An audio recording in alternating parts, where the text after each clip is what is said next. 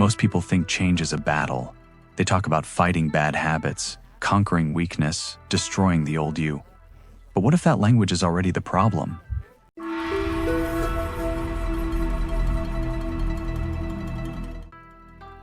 There was a woman who had tried to quit sugar for over a decade.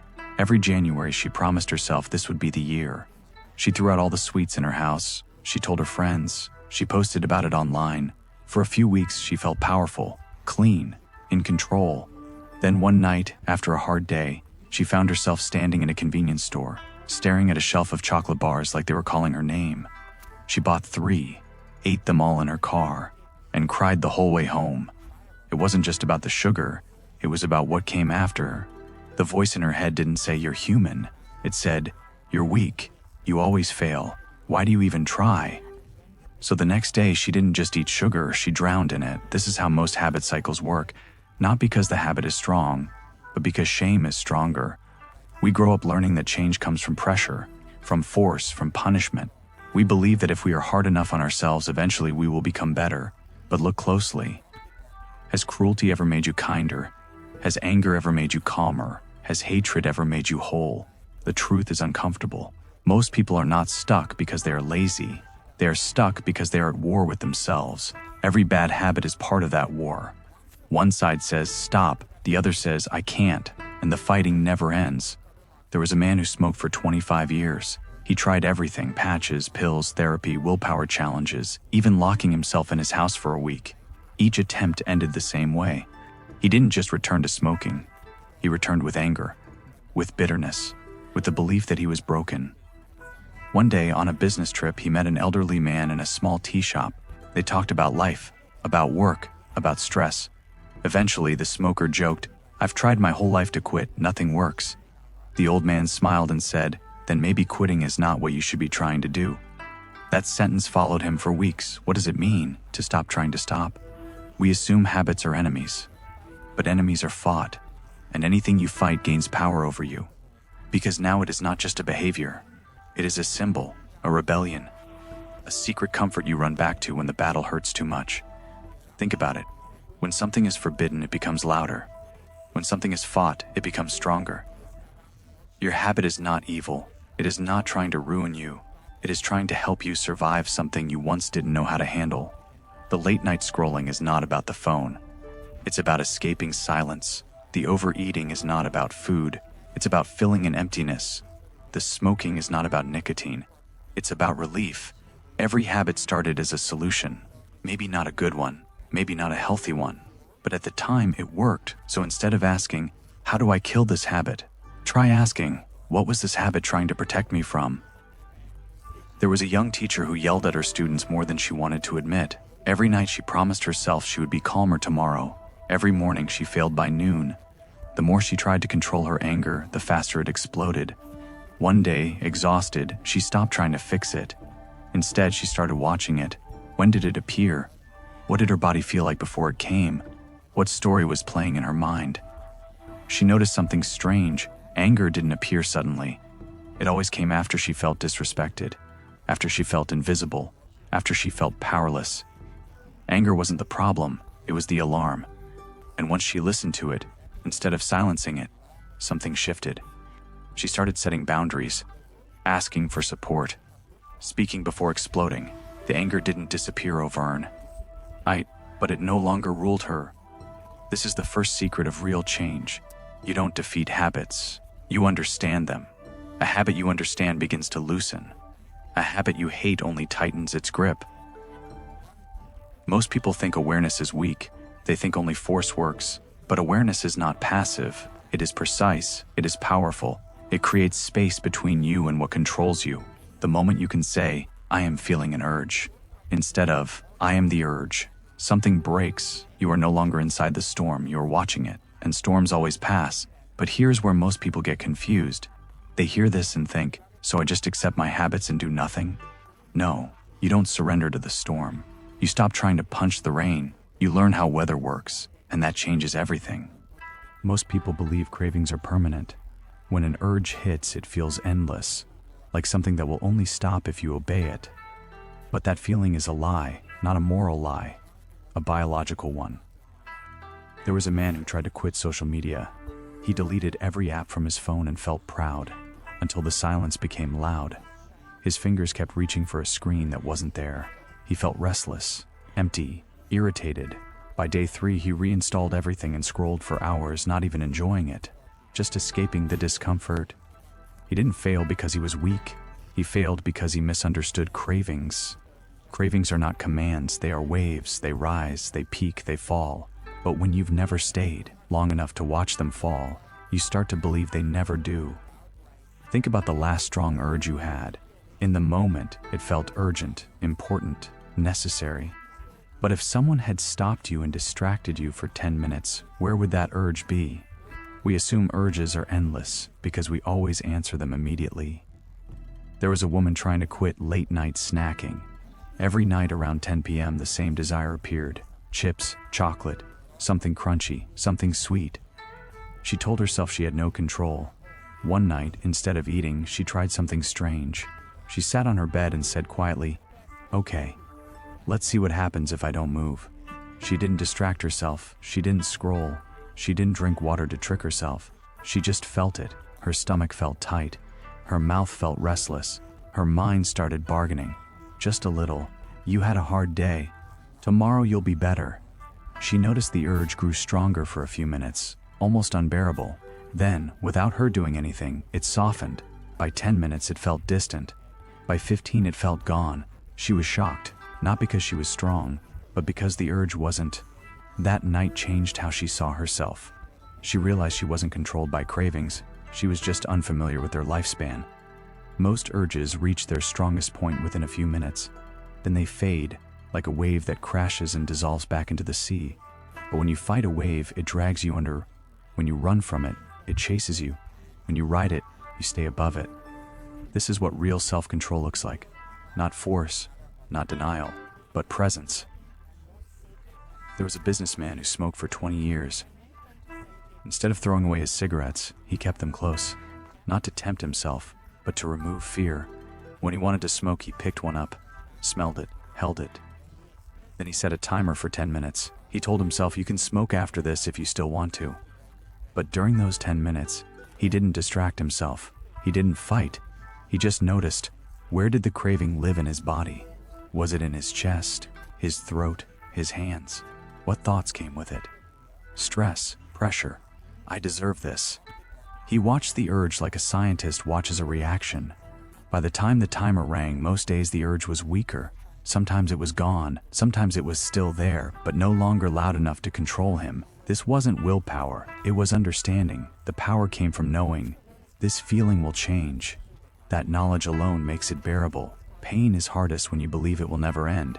Discomfort becomes tolerable when you know it moves. This is why fighting cravings fails. When you fight, you turn the urge into an enemy. Enemies feel dangerous. Danger creates panic. Panic demands escape. But when you observe an urge, you turn it into a process. Processes don't scare you, they pass. There is a quiet sentence that changes everything. I am feeling this, but I do not have to become it. You are not the hunger, you are not the craving, you are not the impulse, you are the one who notices. And what you can notice, you are not controlled by. This doesn't mean urges disappear forever. It means they lose their authority. They knock. You decide whether to open. And the more often you watch them come and go without obeying them, the more your brain learns something new. This feeling is not an emergency. When your brain stops treating cravings like emergencies, they stop feeling like commands. They become weather, and you become the sky. We love big changes. They look impressive. They feel dramatic. They make good stories. I changed my life in 30 days. I quit everything overnight. I became a new person. But most of these stories end quietly, not in success, but in silence. Because the human brain is not designed for sudden transformation. It is designed for survival, and sudden change feels like danger. There was a man who decided to wake up at 5 a.m. every day. He went to bed early, set 3 alarms, and told everyone about his new disciplined life. For 4 days he succeeded. On the 5th day, he woke up at 9 a.m. angry at himself and said, "I knew I couldn't do it." He didn't fail because he lacked discipline. He failed because he shocked his system. The nervous system is like a guard. When it senses unfamiliar patterns, it assumes something is wrong. It creates resistance in the form of fatigue, cravings, anxiety, and excuses. Not because it hates you, because it is trying to keep you safe. This is why dramatic change feels so hard. Your brain is pulling you back, not to sabotage you, but to protect you. There is another way. Instead of trying to change everything, change almost nothing, so little that your brain doesn't even notice.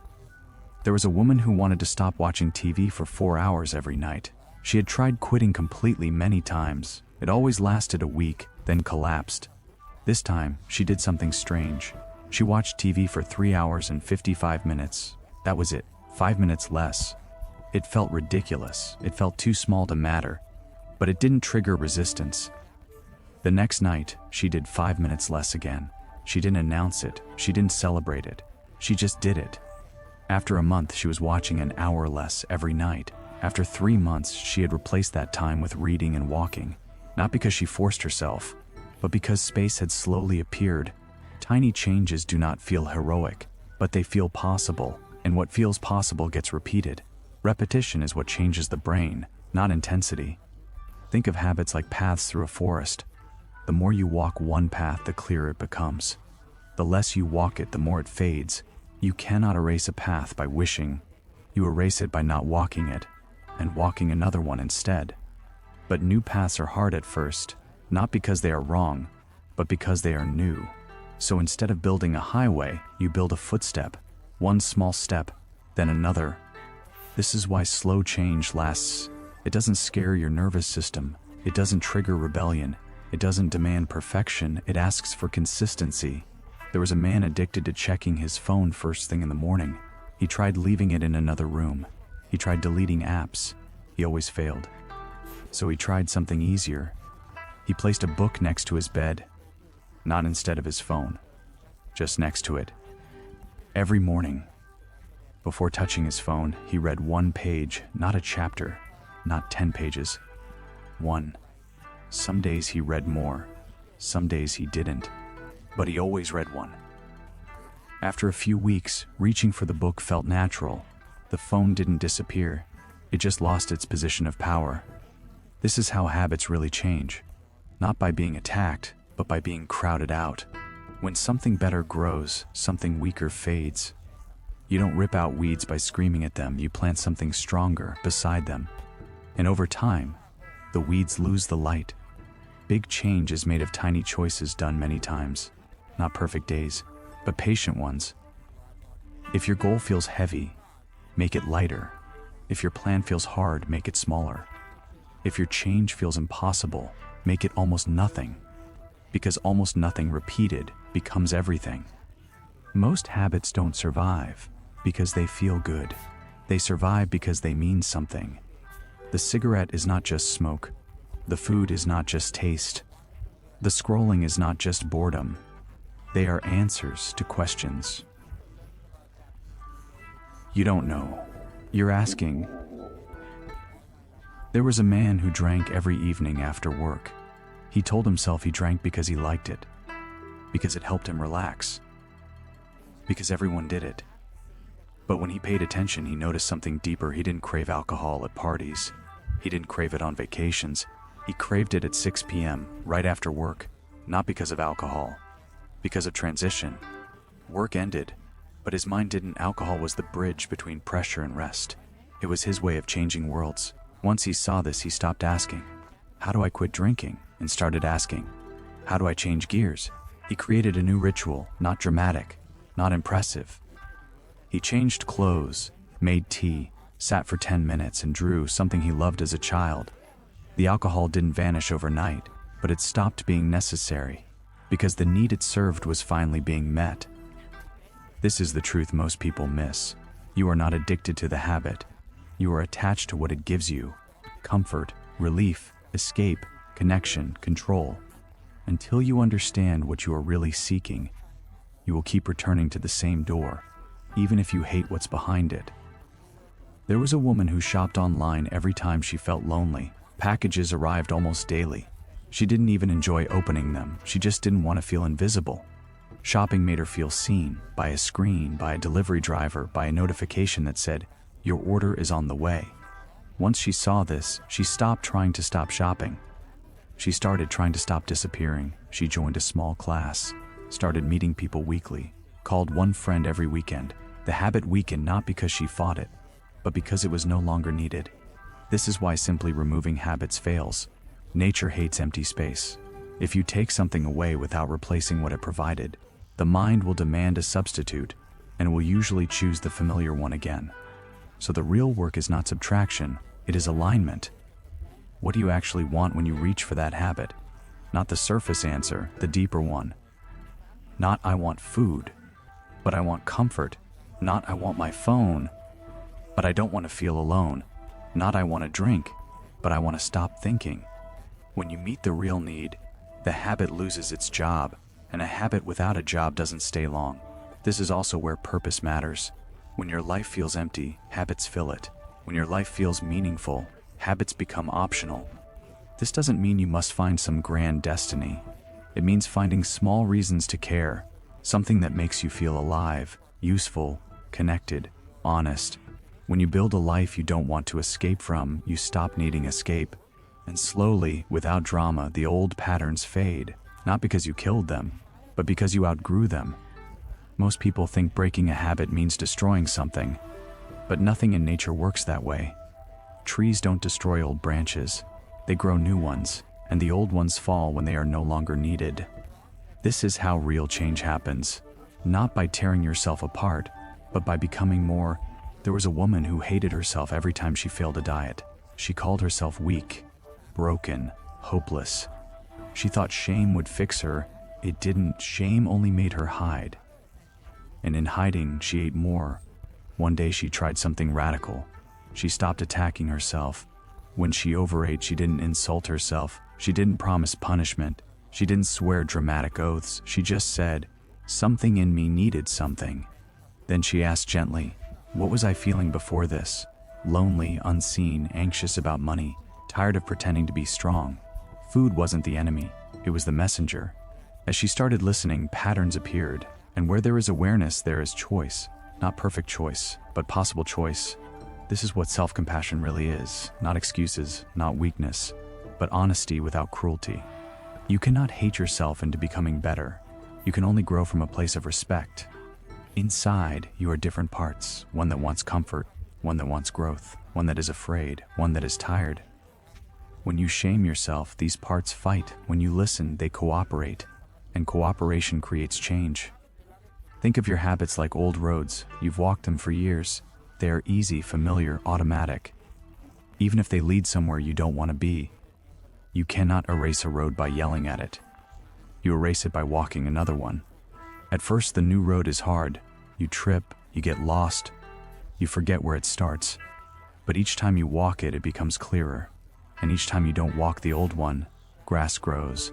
Change is not a single decision, it is 1,000 tiny ones, not heroic days, but ordinary ones. You don't become new by force, you become new by practice. Slowly, quietly, naturally. Your habit is not your enemy, it is a sign. It shows you where you once needed help, where you once didn't know another way, where you once tried to survive. Thank it, learn from it, then grow past it. You are not broken, you are unfinished, and unfinished things are not failures, they are becoming.